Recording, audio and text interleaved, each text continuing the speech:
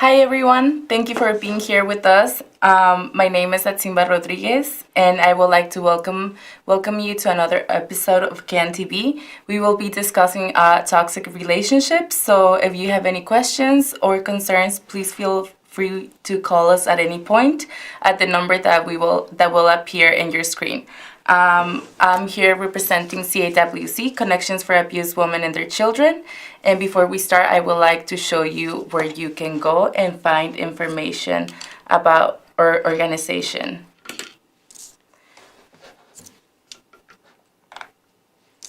So there is the information and the number on your screen. If you have any questions about domestic violence or programs, please feel free to contact us and we can give you more information. So to start off, I would like to invite you to call at any point during this show and ask any questions that you may have about toxic relationships, domestic violence, or organization. And I would like to start by defining what a relationship is. Before anything, toxic relationships do not only include loved ones or your partner. A relationship refers to anybody who you have a relationship with or you're in contact with. And I would like to go over the spectrum with you about toxic, healthy, and abusive relationships.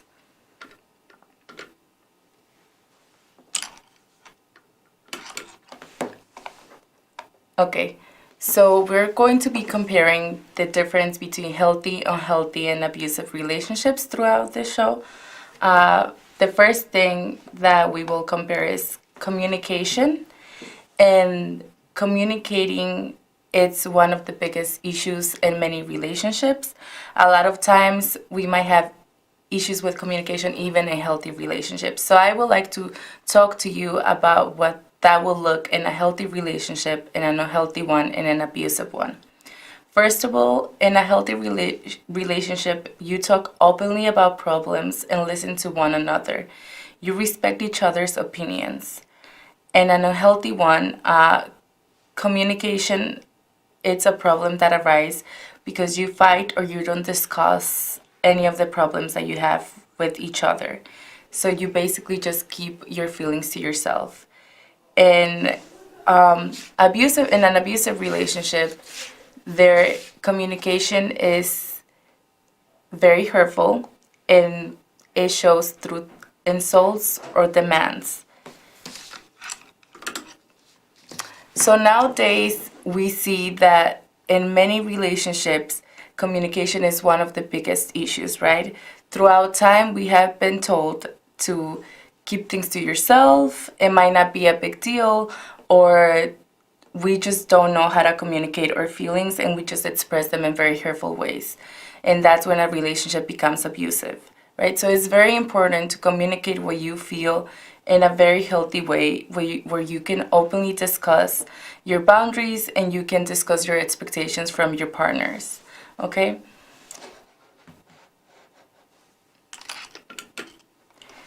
So again, in a healthy relationship, respect, you value each other's as you are. In an unhealthy relationship, one or more partner is not considerate of the other one. And in an abusive relationship, one partner does not respect the feelings, thoughts, or decisions of the other one. As you can see, there are many things that we can go through in a healthy or unhealthy abusive relationship. But I would like to talk to you a little bit about setting boundaries with one another. And again, if you have any questions, please feel free to contact the number that you see on your screen. So first of all, starting young in any relationship that you are with your boyfriend, if you're a teenager, or even if you're not married, it's very important to set boundaries in your relationship and expectations of another one, right? So in a healthy relationship, there is mutual respect, including respect for each other's emotional, physical, and digital boundaries. So now that we're in the digital age, we see that in many relationships, people have the password to each other's phone, and they go through social media of the other person, which, if both partners are okay with that, that's an expectation that can be discussed between each other. But there is a point where you can set boundaries and see what you would feel comfortable with. Um, there is another thing where boundaries come and they're very important, and that's intimacy, what you're comfortable, and what are consensual things that you would feel comfortable doing. So even if you're married, again, having sexual relationship or having intimacy with your partner is not something that is guaranteed. You have to really think about your boundaries and what you are willing to do. You can say no at any point, not because you're married or with someone that means that sex is just something that will be always guaranteed. You can say no, and that's okay. So another thing that both of you need to discuss as partners is the space that you need, the time that you need. Uh, as great as it is to want to spend time with one another, you have to think about when is your time to be yourself and to really think about what you want to do. Having you time and having the space to think about yourself and being an individual does not mean that you don't love the other person. And if that's an expectation of the person, of your partner, then that's something that you can discuss. Again, this is why boundaries are very important. Two people can express love in very different ways, and you having your own time, saying no to things that the other person might want to do, does not mean that you don't love them. And that's something that you can talk to them about, and you don't have to feel guilty about doing what's best for you. So we can keep going with the spectrum of healthy and abusive relationships. Again, so ignoring your partner's boundaries is one of the unhealthiest things that you can do. It is assume only one partner is responsible for making informed decisions, and manipulating your partner to doing what you want them to do. It's abusive, right? So again, going back to setting your boundaries and then letting the other person to manipulate you, maybe telling you that you don't love them, and if you don't do certain things, or if you're not willing to accept their conditions, that's an unhealthy behavior, right? And that's when an abusive relationship can begin. An abusive relationship can be with anybody. You don't have to be married to them. It can be a boyfriend, a friend, a roommate, even families, right? Families can be very toxic at times, and that's something that we need to talk about. So if you have any questions at any point during this program, you can feel free to call. The number is 312-738-1060. Again, so we can move forward talking about relationships. And another thing that I would like to show you all is the hotline website that you can go through and find out how you can have a better relationship, or you can see where your relationship falls in. So this is the website. As you can see, it's called the National Domestic Violence for Hotline. And if you go to healthy relationships, you can check between setting boundaries, communication, trust, equality, and consent. So nowadays, as we can see, consent is a huge deal for a lot of people. And I would like to talk about this with you more, but it looks like we have a caller. Good Caller, evening. are How you you doing? fine? Thank you. How are you? Okay, this is Auntie Paula calling in. Hi, Calling Paula. in. How are you doing? I'm okay, honey. You got a pretty good subject going there, domestic violence, huh? Thank you for calling. You're more than welcome. Relationships, I'm married 30 years. Okay. And got it pretty good over here. I get along with my husband.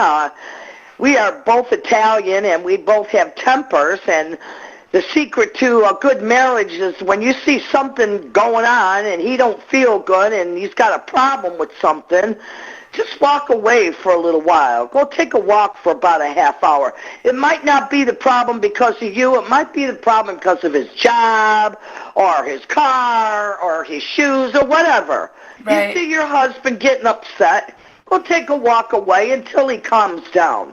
You have to give a relationship a chance. These days, the only relationship in marriages that are lasting are the ones that are 20, 30 years. People that are getting married lately, 2, 3, 4, 5 years, all of a sudden they're divorced, they're beating each other up. You've got to give a relationship a chance to grow. Marriage can be a beautiful thing. It can be a terrible thing.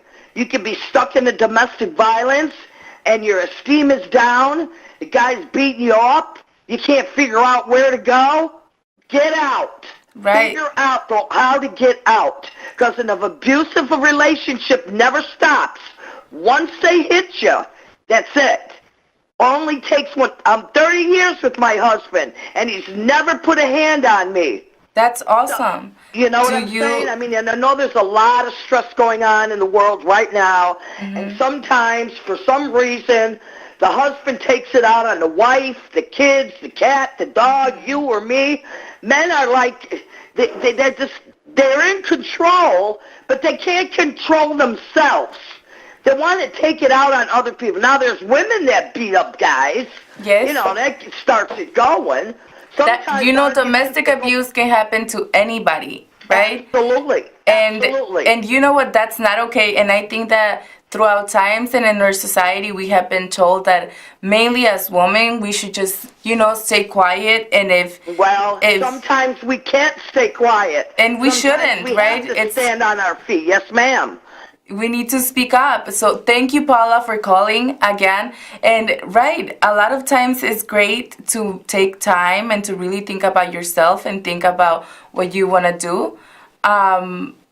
But, you know, there are times that we just have to speak up and think about what we want and set boundaries. And that doesn't mean that you are going to get in a fight. If you feel like your anger is rising, if you feel like maybe that's not the time to talk, then that's fine. You can go and take a walk and think about what you want to say. But always communicate your feelings with your partner, right? We cannot assume that the other person knows how we are feeling. We can assume that the other person is going to automatically have changed behavior if we don't tell them what's bothering us, right? It might be something that for them was completely fine, but for us it was something that it was disrespectful or something that really bothered us. So that's why we have to communicate. Again, it's different relationships throughout time. Women, we have been told that it's better if we just give men their way and maybe we do not communicate what we're feeling. But why not, right? If we communicate what we're feeling, it's better and we can have a better relationship. We can get to know the person that we want to be with, right? We don't have to spend 30 years with someone if we don't feel happy. And if you communicate early on, maybe that's the beginning of a long-lasting relationship and the base for a long-lasting relationship. So again, there are many ways that a relationship can go, but it's completely up to you to set it in a way that works best for you and your partner. And setting boundaries and communicating what your expectation from one another is one of the keys to a healthy relationship.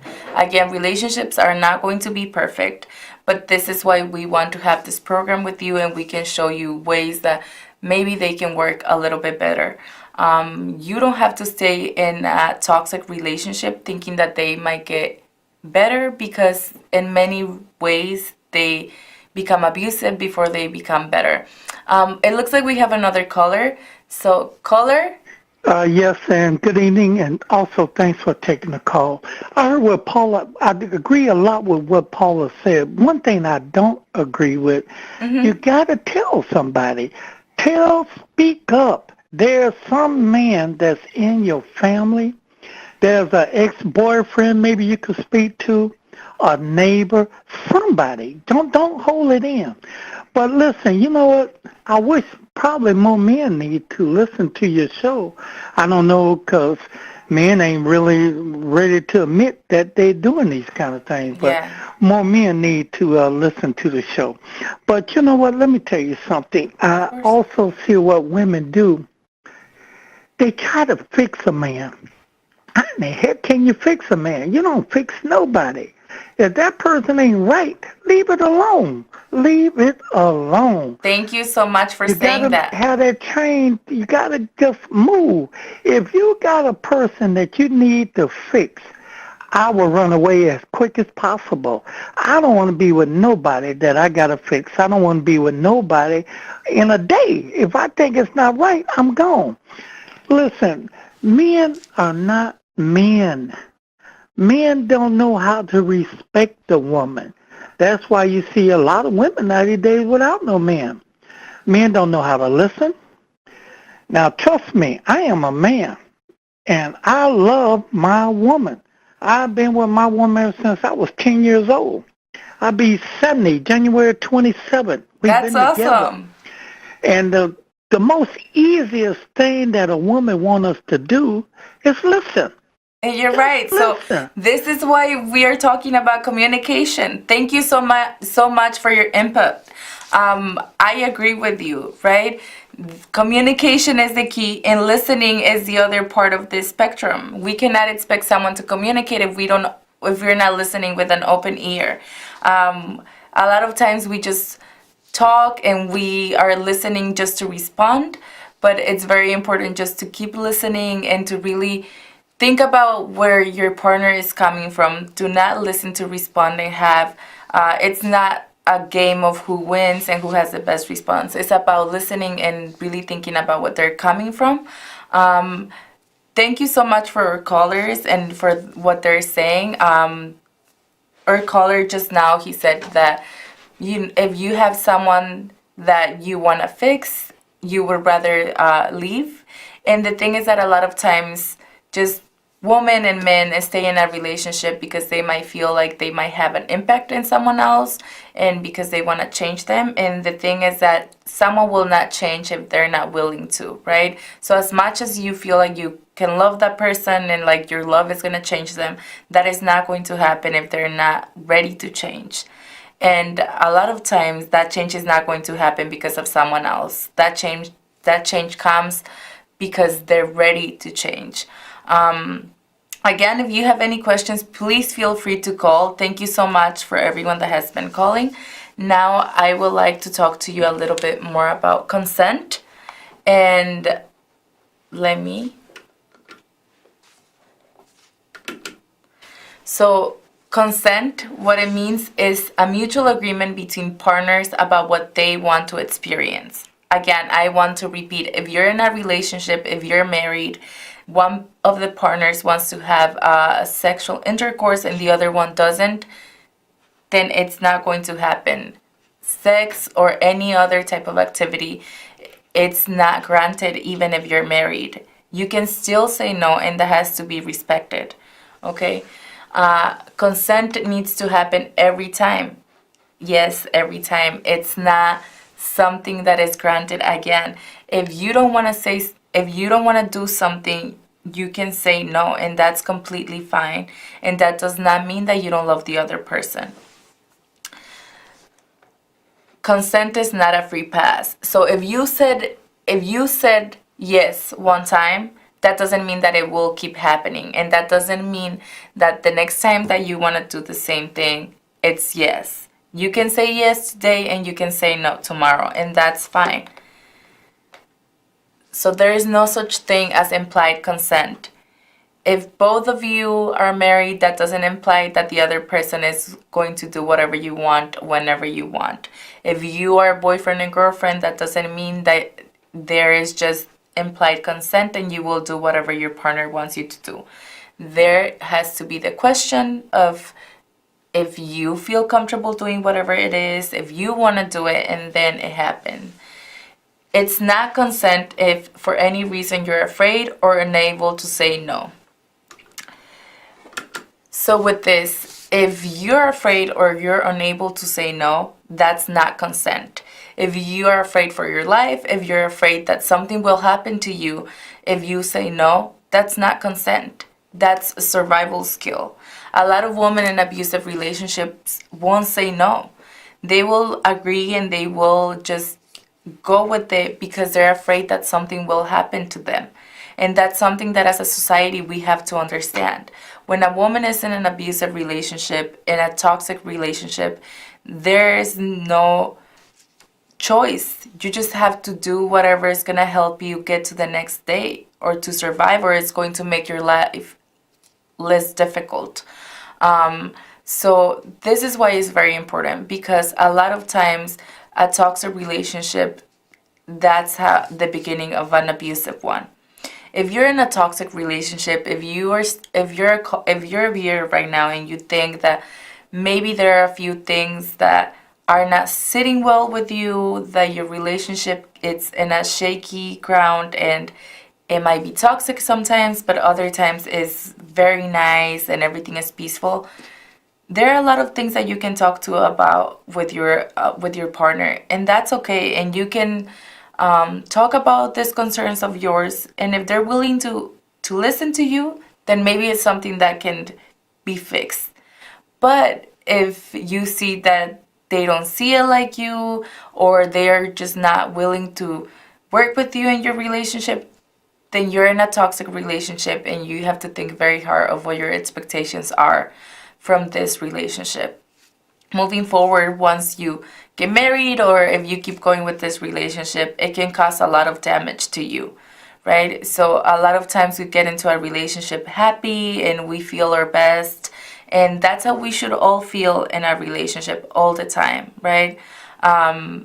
Or at least most of the time. Difficult times do not mean abuse, do not mean that you will feel manipulated, or that you will feel sad and low at all times, and that's not okay.